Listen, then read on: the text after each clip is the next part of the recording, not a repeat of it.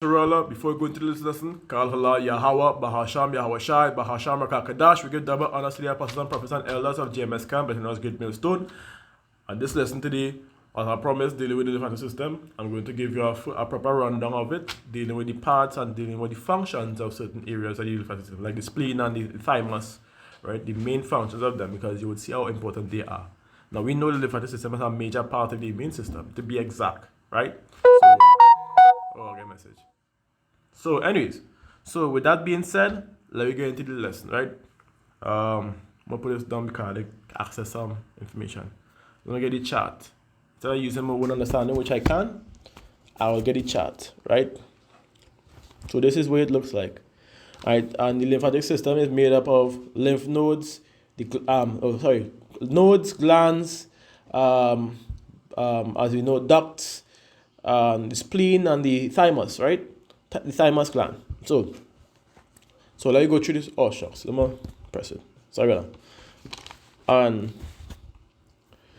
there's the cervical lymph node, the mammary glands, right? The thyroid duct. And again, I put this here so y'all could see, just in case my pronunciation might be a little off, but y'all could see it yourselves, right? And it says, as I continue, the citrina, chili, the lumbar lymph node, the pelvic lymph nodes, the lower limb, which deals with the knee, or like they say the extension of the knee or the joint, on the upper and lower part to be exact. The inguinal lymph or inguinal lymph nodes, right, which is dealing with the elbow area to be exact. Let me see if right here, the elbow area. Let me stop leading from the knowledge I have in my head. I mean, I could do that. There's nothing wrong with that. It's just reiterated. But we'll go through the chart. Okay. Last thing I said was I didn't go through it in order. Well, I mean, it doesn't matter. Y'all could see these and point them out, right? I was going to go through from my memory because I didn't mess up that one already. I didn't follow that. As you continue, and the spleen, which is the largest organ in the lymphatic system, not the body, the lymphatic system, right? As you continue, the axillary node, which deals with the arm, or the underarm to be exact, and the thymus, which is a very important part of the body. Now, I know women will have a little bit more, right? But you can get here. And as you can see, there's a little bit more. Some lymphatic vessels, the intestinal lymph nodes, they give a proper breakdown for those, right? So, basically dealing with the body itself. Anyways, as you continue on, so I want to give you all the function of the thymus gland after that's the last thing I want to do. Thymus gland and the spleen, and then give you the herbs that would aid in all these, right? But let me get the understanding of the lymphatic system. Right, the lymphatic system usually is a major part of the immune system to be exact. It keeps the body fluid level body fluid levels balance, and defends the body against many or majority of the infections to be exact. If I'm being real 100% with you, if not all, if I'm being honest with you, right? It works together to drain the water fluid called the lymph, or as we know, lymph fluid, right, from the body. And what lymph fluid is a colorless fluid that is made in the body, right? It surrounds all the body tissues, and the extra fluid from the tissues in the body drains into the flows, or as we know, the small lymphatic vessels, or lymph vessels to be exact. Right? I want to get let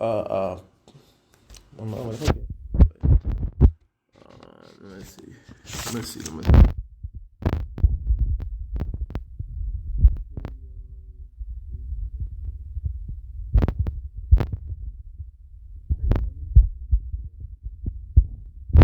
All right. Basically, the fluid is filtered through the lymph nodes, right? And then sent to the bloodstream. And if the fluids were toxic, because when it goes through the lymphatic system, dealing with removing infections and inflammations, if it has become toxic, the liver will then filter it, right, and filter the blood and send that particular fluid to, like I say, if it's unable to be used there, right, again, sends it to the gallbladder or the duct, which then sends it down to the intestines to remove from the body, right? That is usually how it works. If it's toxic, many people would have a toxic lymphatic system, so the fluids will be toxic because of what they eat, right? So as you continue, which is why I always say this, the gut, you pray firstly to Yahweh for the knowledge that is given, because as I always say at the end of the day, Yahweh is the greatest physician, but he also sets standards and orders for us that we may consume certain things with order, right? With a portion, right? Not being gluttonous, to be exact. Because when you go into the same, I think it's a book, a part before, going straight down. When you go straight down, it says, right? It says, for excess of meat bringeth sickness, and I say surfeiting will turn into chola. Well, the main point I was getting is by surfeiting have many perished, which is gluttony. Because when you go into the word, let's see, my pronunciation again might be a little off.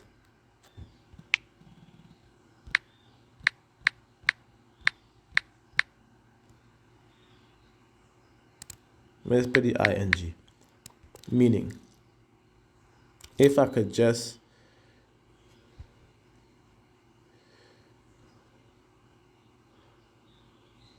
right, or done it. Okay, here it says. It says, when it says overfill, right? It says cause someone to desire no more of something as a result of having consumed or done it too much. Now look, I want to give you a proper example. I don't know why they're doing that. It's an excess amount of something. It's a fit of food and a drink, right? Let me make sure I pronounce it correct. Surfeit. Okay, good. Or in abundance, right? As you see, it marks a glut, right? So, just to be on the safe side, oversupply, overdose, too much, right? So when you go back into it, it says, by surfeiting, he have many perish, but he that taketh heed prolong life. You understand where I'm coming from? So in reality, we're supposed to be consuming these things in portion, right? Just to give a rough example, in portion, you're consuming meats. If you consume meat, you don't consume a whole plate of chicken because it's a clean meat to consume, because that could still make you unalive. It could still make you very sick. Right? So we do things in portion, that was saying.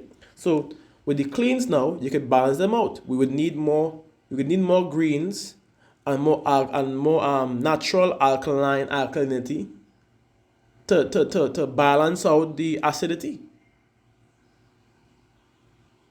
You understand?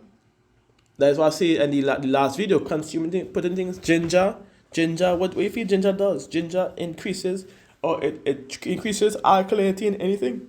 Ginger. And I talking about the fake gingers that I have in the groceries. Talking about the local gingers, the smaller ones.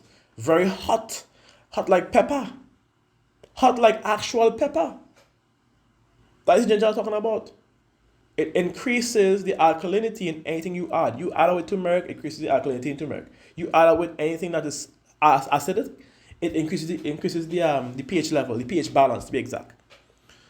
Which is very required for many of the herbs that are called, right? Or even the meats. You use ginger. It helps your liver to remove the toxins even faster.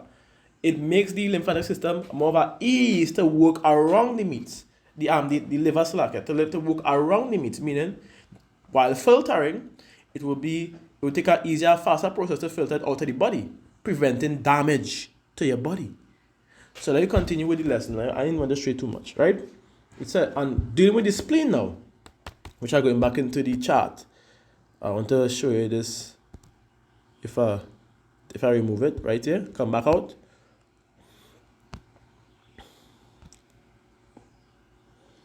Right, dealing with the spleen. This is the boy here. This is him.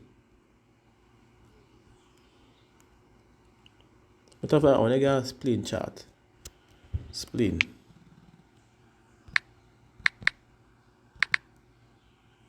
Spleen diagram. Okay, so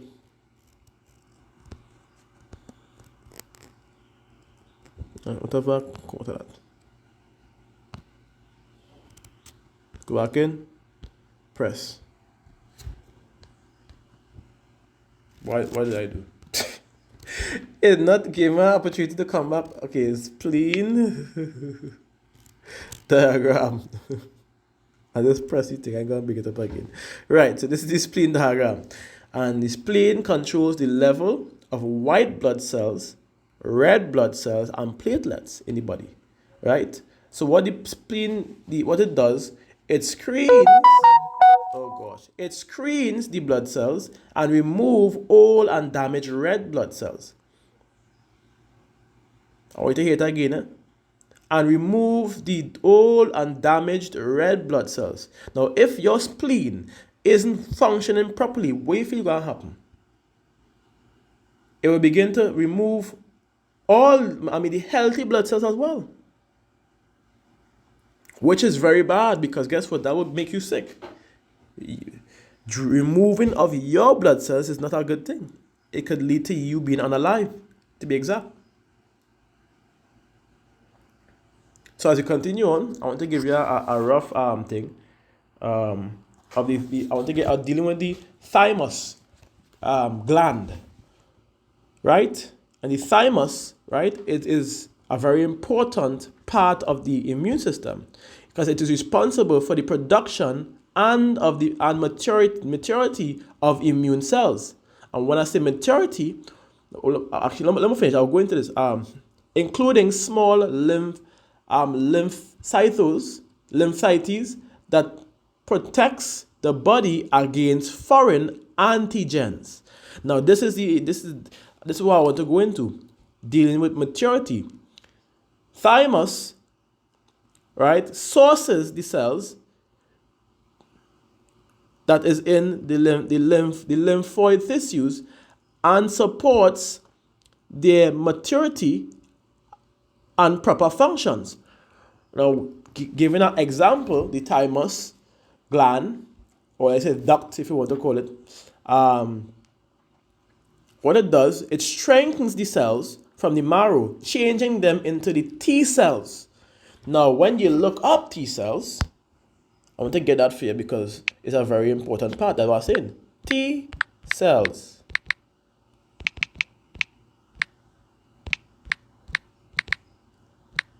Function in the immune system. Okay, just function. Listen to that. T cells can wipe out infected or cancerous cells. They also direct the immune response by helping B lymphocytes to eliminate invading pathogens.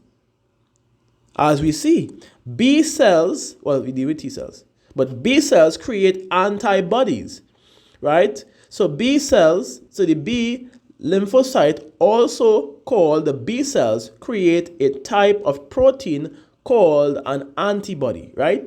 And the T cells is the one that the muscles that is going to be doing the work. If your body is full with T cells and you have B cells and T cells, you have nothing to worry about. But we see the functions of the T cells, right? Which is why it's very important.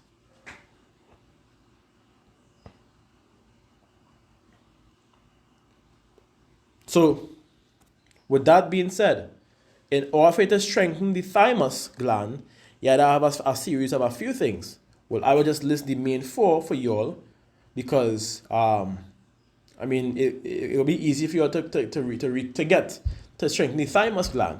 Dealing with it's selenium, vitamin A, zinc, and vitamin C. And again, let me look at ginger. Yeah, let me look at ginger to be exact. Right?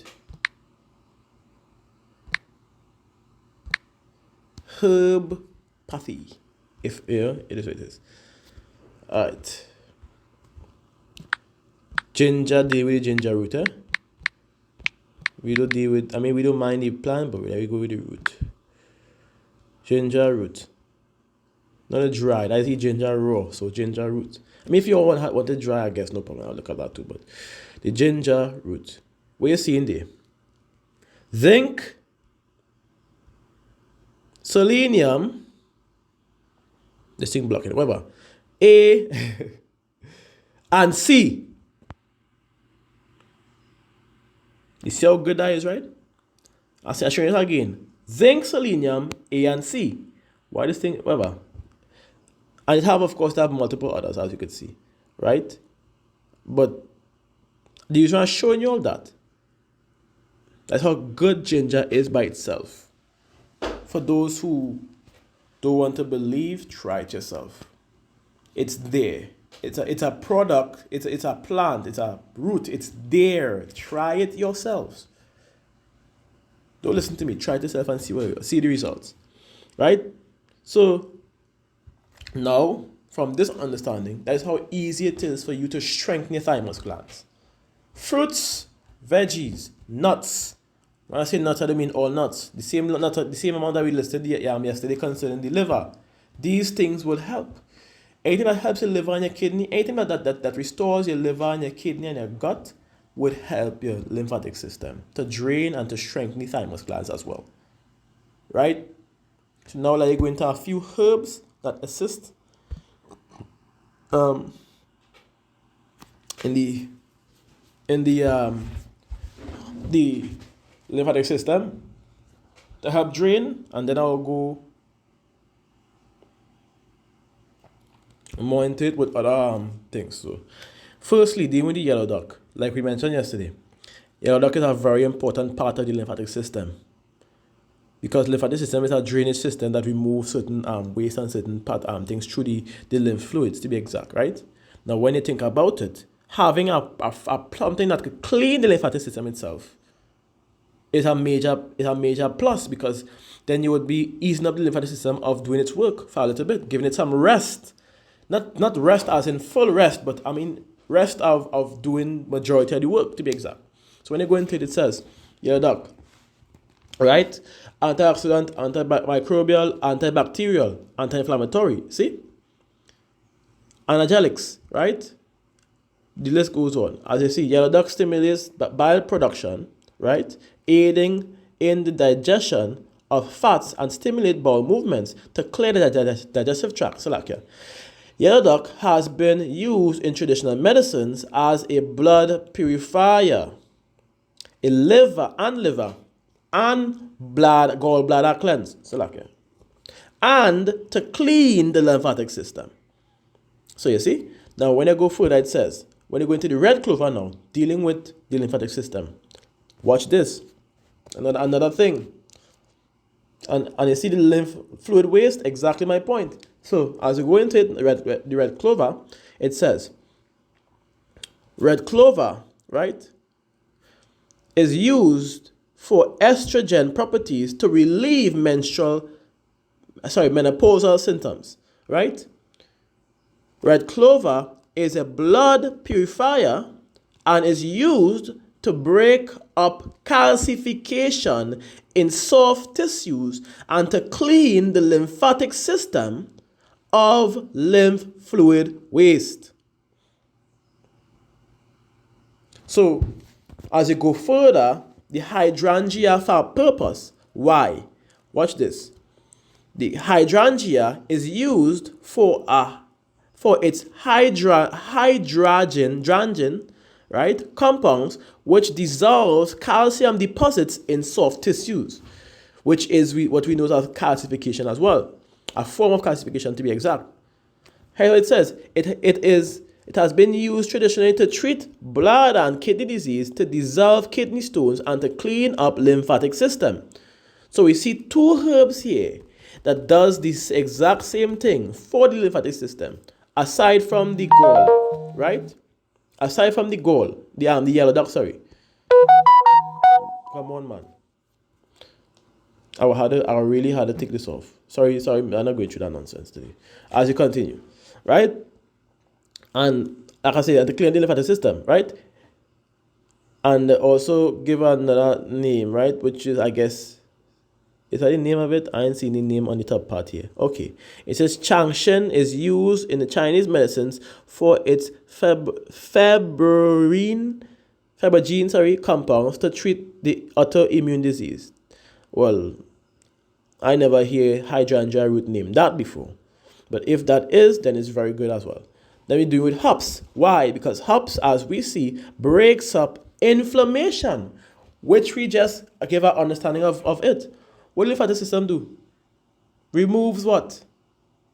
So when you go here, the hops, what it does, hops is used in traditional medicine to break up inflammation, to relieve pain, to promote digestion, urination, appetite, to treat rheumatic pains, infections, which we literally just talk about as well, insomnia, dealing with the nervous system, or let's just say sleep disorder, and sleeping disorders, and reduce anxiety, tension, attention deficit, hyperactive disorder, which is ADHD, right? Irritability and nervousness. Now we're dealing directly with the breakup inflammation and infections, which makes it easier for the lymphatic system to do its works. So already listing 4 of these herbs here already for y'all. Now the lymphatic system, once you do a detox of your liver, your lymphatic system is supposed to be working properly. Just being honest with you, right? So as you continue on, that is the 4th herb. So you could use these 4 herbs by themselves. I would urge to add burdock root to that, because the burdock root does help to drain the lymphatic system as well, but in its own way, which is why I didn't really mention it here. So the burdock root with the yellow duck works hand in hand. The red clover and the hydrangea root, and you can also pitch in the blessed thistle, because that works well too with it. So you add these 5: burdock root, yellow duck, hydrangea, red clover, blessed thistle, right? And you make sure the ingredients is direct. If you're using 1 cup of the burdock root, you use 1 cup each of all. You mix them in a container, and you use a teaspoon, or if you want to make it strong, use a tablespoon, but you will separate that, and you could draw and drink, or you could boil as its roots for roughly 5 to 10 minutes as its roots, if it's roots, and you could drink it. If it's leaf, you're more likely to draw it than to boil it, unless it's thick leaf, right? Then it will be a little bit rougher. You might just boil it for about a minute and then put it, and it's to allow the heat to fully go in, and then take it off to draw it, right? So I want to give a few, like I say from before. I'm going to continue. Let me go with this. The lymphatic system, right? These are the herbs you could use, again, for the lymphatic system. But before we do that, guess what we're doing? We're going into,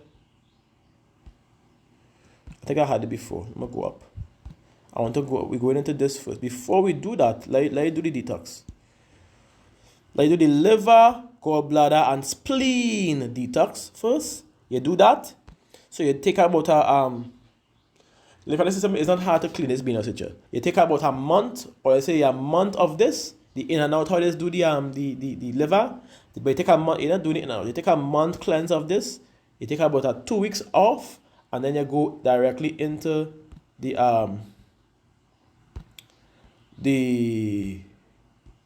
lymphatic system. So by itself. So you clean the gall, you clean the spleen, then you go into this. And then you clean that. And again, according to the list, you could add this to that, really and truly. Add the yellow duck, the red clover, the hydrangea, the hops, and the, like you say, the burdock root. This thing keep moving out. You add the burdock root to the cleaver leaves, the red root, and I guess the wild violets if you want. Water crystals would be part of the diet, which is what I'm giving just now. It also have lymph disease that you can get rid of, which is here. So you had the cat's claw, matter of fact, the reishi, the wild thistle, and the wormwood. Wormwood, yes, indeed. If you want to get rid of any disease, yes. But you wouldn't need to get rid of any disease, lymph disease, if you already have a system clean out, right? Because your body will work its way in. Now, again, before we do all this, like I always say, parasite and blood cleanse first. Because you don't know what critters hiding inside your lymphatic system. Or your body to be exact, or your liver. So you know there's microscopic parasites, and we know there's bigger parasites that you could see through with the naked eye. So I would say a parasite and blood cleanse first, enter gut and cell cleanse, and then you would start with I want to give you the proper directions as show. Oh gosh, wait.